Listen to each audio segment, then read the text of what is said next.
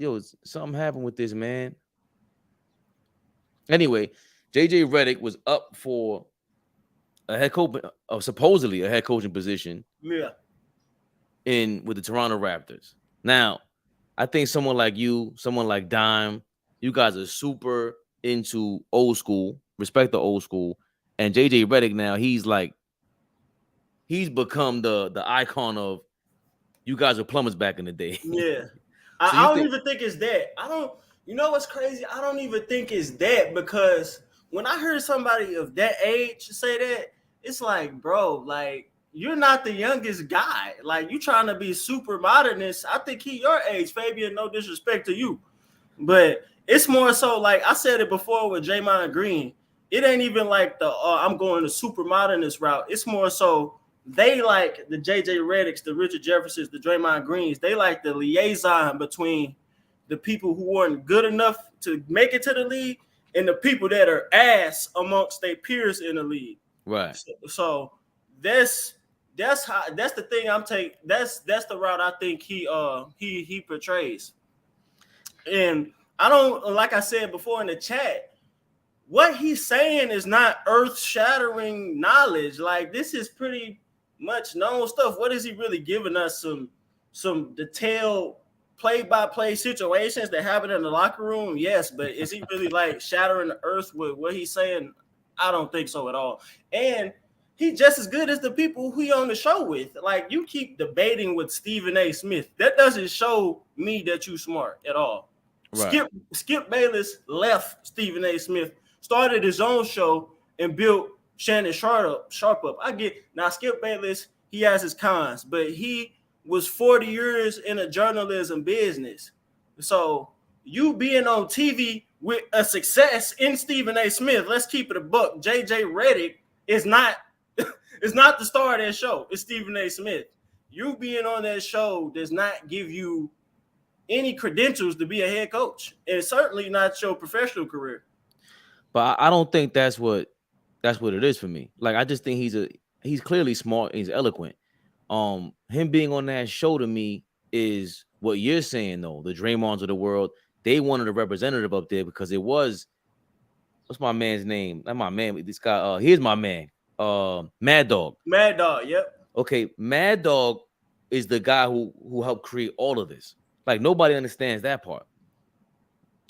New York City talk radio, he was that. Shock jock, yeah. He's that. It was him. It was Mad Dog Russo and the other guy of not Frank, Mike Francesca. I forgot to say. Yeah, one of them, the Mike and Mike show, one of those guys. No, Mike and Mike Francesca. Mike Francesca and Mad Dog were New York City radio. They were sports talk radio. They helped create this whole wave. Like what Stephen A. Smith does, they do that. The way they sound, the way we sound as New York fans, that's how they would sound. Imagine them on the radio in the 90s. Facts. Crazy. So there was no internet. So I think you have that with somebody like, he goes crazy overboard, Mad Dog. What is he talking about sometimes, right? Facts. And I think JJ Redick is there to represent that, and he went overboard because you can see when he gets too emotional. Yeah. And I don't think that's why he should be discounted as a head coach. You know what I mean? Like, he's just. It's an opinion. You're going back and forth. Let's. Yeah. I mean, I just see like with other candidates. I mean, he's asked out. I mean, look at Joe Mazzulla. Joe Mazzulla, out of college. I don't really know his background like that, but I certainly. I'm West Virginia. My point was, you don't have to necessarily be a professional player to have a good basketball mind. Like, there's so many other people with different approaches to the game that can show something. Like, what is JJ Redick said to give off the impression that what he's going to do is really going to turn the Toronto Raptors around, hypothetically? Because it's easy to tank. Anybody can tank. Right. Literally any coach can tank. What can you do to keep them in playoff contention, like I was talking about earlier? Yeah, I don't think. I think it's about sticking to the plan. I don't think it's about whatever the Toronto Raptors plan is, the basketball plan. If you They got a need guy something there, like, yeah, it's yeah. like Greg Popovich. Like they're tanking, but I think there's a way to do it. They're tanking really well. Where I think they're still developing them kids, man. They look Yeah, good true. still. I've seen so Yeah, look. that's what the Raptors need to do because again, the only way the Raptors gonna get as good as they were with Kawhi is if they do it through the draft or trades. They're not getting a free agent to come to Canada. Because like we talked about, Nick Nurse was really he was a rookie coach. Yep. So I don't like JJ Redick would not be walking into that because they have a fire sale going on in Toronto, right? Mm-hmm. But again, I think it's gonna I just find it amazing how divided people are over JJ Redick because I get it. Like Dime Dropper, you know how Dime is. He got he got some of the. I mean, I think I told you this. I had a run in with JJ. He came on my page saying something. Yeah, but it's a little more personal for me. But yeah. But I know his mentality. Like I think when him and Richard Jefferson go back and forth, I like him. I just feel like he likes to debate. I think he's just one of us. To be honest with you, he has too much of us in him because he has a point of view. So, but to be a head coach, like they overlook Steve Kerr was he was a rookie head coach when they went to the finals, or they won 67 he games. was. Yep. Okay, but that came after being a general manager. Mm-hmm. That came after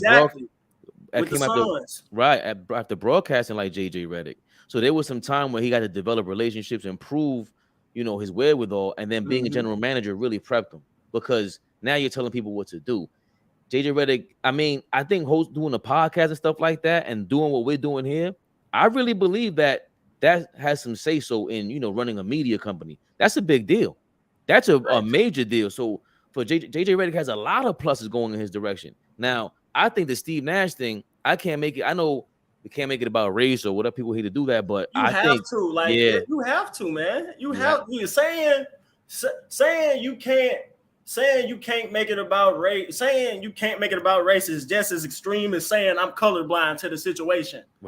Like, come on, man. You have to. Mm-hmm. But like you were saying, it's other people that had a learning tree. Look at Udoka. He came from the pop tree. Then I think he went to I think he was on the Nets before he went to no, he was part of the Nets. He was somewhere else before he went to the Celtics. Yeah, he was on the Nets.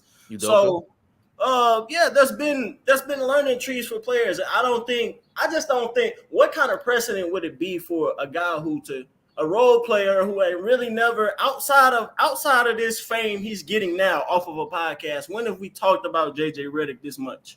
Nah, never. Outside of his college career. Yeah, that. Yeah, never. But because he like Pat McAfee in a different kind of way. He earned his way, his stay in the media world. Mm-hmm. I think there's a certain middle of the pack when you're a head coach or all these administrative positions to be in, because Tom Thibodeau was on ESPN at a certain point. Stan Van Gundy's now on ESPN. Mm-hmm. So this is part of, I think, the new way of being a coach. Like all that, being a part of a fraternity, that makes sense also because it helps you. Even looking Budenholzer in Milwaukee just got canned. He was part of the. He came from the Pops tree. From the Pop tree. So, but I don't think there's any way that the Raptors are gonna. I think a major factor is gonna be the Steve Nash thing and then the white and black thing. Masai Ujiri is African. When Masai Ujiri went through that public. I don't call it embarrassing. I don't know how embarrassing it was for him, but it was disturbing when he was trying to get to the court when they won in the finals. Yep. So I think symbolically, it might weigh a lot. It would have, for me, JJ Redick would have to impress the shit out of him in an interview because of everything you're saying. It holds weight to it. It's very polarizing for him to be as a head coach, and you're going to be in these head coach fraternities when. There's no way Popovich and these guys haven't spoken to Jerry. Jerry West is somebody you might have to deal with. Right, exactly. Exactly. That's what I'm saying. Like, you can't, like, at some point, knowledge has to come into play when you get in that position like that. You say something as dumb as him and Chris Bosh said about Bill Russell, then these dudes check you. Like, everybody saw it. You say nothing, they're going to think you're soft. Yeah. They're going to think you soft. You ain't even stick up for yourself. You said nothing. So I don't think that they're gonna think they soft, but there's still gonna be contention there. But I'm sure business is business. Like yeah, Jerry West and JJ Redick at that point, Jerry West is already proven he ain't got to prove nothing to anybody. But right. JJ Redick at that point will have to persevere over these Yeah, stigmas. what they said. Yeah. And that's where I think if you do watch him, I think he does compartmentalize everything. Like that's what he does. I think he's very good at that and speaking on these things. So if like I like him. I'm a fan of his. Yeah, I like JJ. I like Yeah. JJ outside of our thing. Yeah. Yeah. So I think, you know, and then Richard Jefferson shouted him out and gave him I guess a vote of confidence in public. He tweeted something out for him. But I think these things matter for him. Like a lot of this is just us being fans and just being able to vocalize whatever we're saying, whatever we feel. But JJ Redick, there's no way possible if he was even that close to being a head coach for the Raptors, this doesn't factor into Masai Ujiri's decision. Yeah, I think it's just him being in talks. Him being in talks with the Raptors should be taken just as seriously as Becky Hammon being the coach. They've been talking about that for damn near a decade. They're never. I'm not trying to sound misogynistic. I'm sorry. Like I don't think there should ever be a woman coach in the NBA. Like how would that look? Like come on. Like these are grown men here. Like these are grown black men. How is that going to look? A white lady telling them pros what to do. That's not going to look good. That's not a good look. And we in the world of optics, how is that going to look? I'm pretty sure that's what they want for a white lady to tell them what to do. But that's not going to work. But again, you have to be ill. Like for you to say that, even me right now, I feel like, oh shit, we getting kicked off YouTube after that one, right? Yeah. But to be honest, that like we can't run from the reality of that is part of what it looks like. And I think if she is that good, then they're gonna have to hire her because someone who's able to circumvent all of that, to know what's in front of them and still say, yo, I get all that, but I don't care.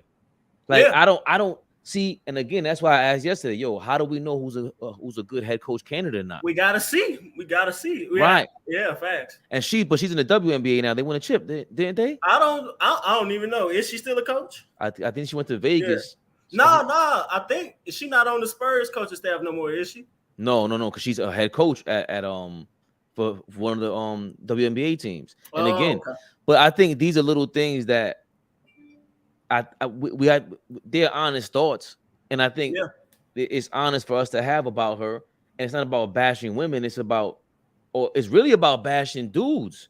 Because we look at it like you gotta be an ill chick. Oh God, you agree? You gotta be an ill chick to come in here and tell 24 dudes what to do. Right. It's just we live in that world where everything is changing. Women didn't have as many jobs 50 years ago. Now they're in the same place as men, and they're gonna tell men what to do in the sports world. That has never happened before. Right. So exactly. It is new. So all these thoughts, they're gonna sound crazy if you take them out of context and go, look at these two misogynistic idiots. It's like, that's a real thing for Becky Hammon, who probably deserves that Toronto job. Anybody, yes. She's been in talks for like 10 years. Like and just off of candidacy alone, off the fact they did that cosign, the Greg Popovich tree. Facts. There and to your point, that's the reason why she hasn't gotten a job. Because of that. It has to be. There's no way that Budenholzer, who we all were just like, yo, why is he a coach?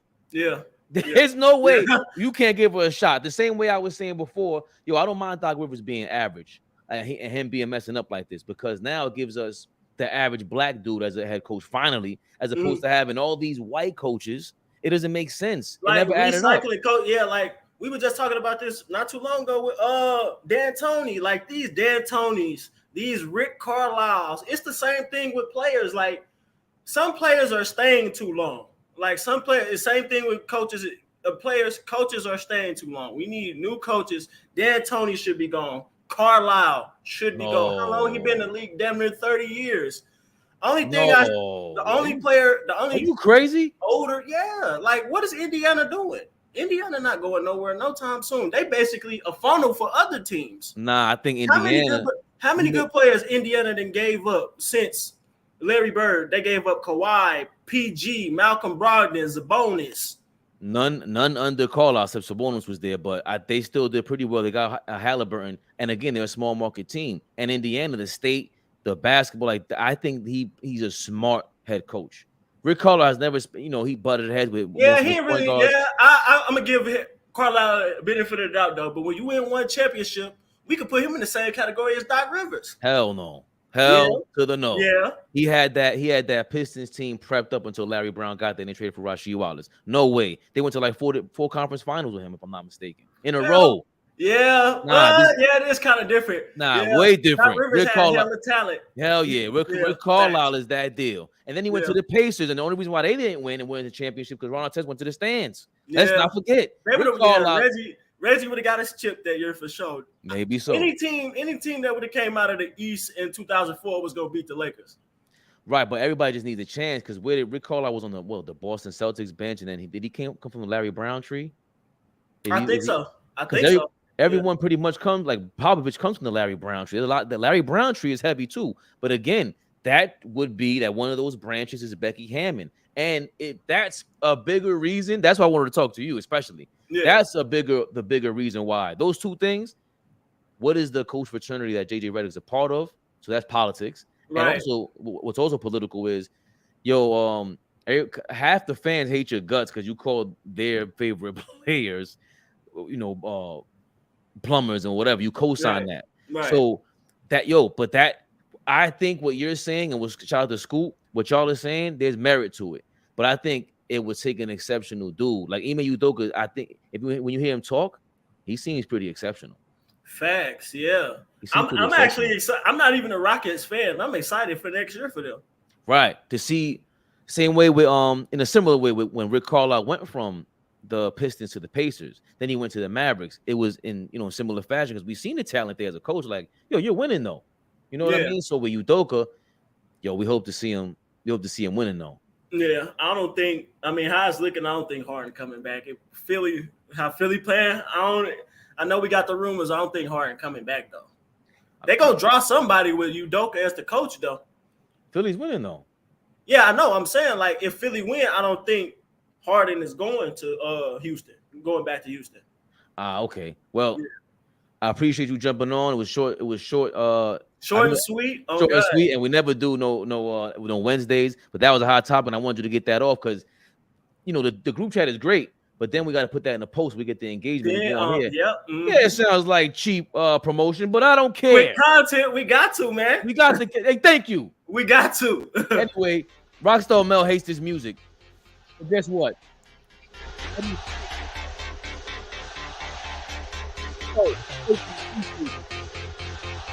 Probably later on we can watch the game. I'm gonna watch the Knicks live later on. All right, yeah, I'm gonna be in there for sure. So you already know. Peace, man. See you later.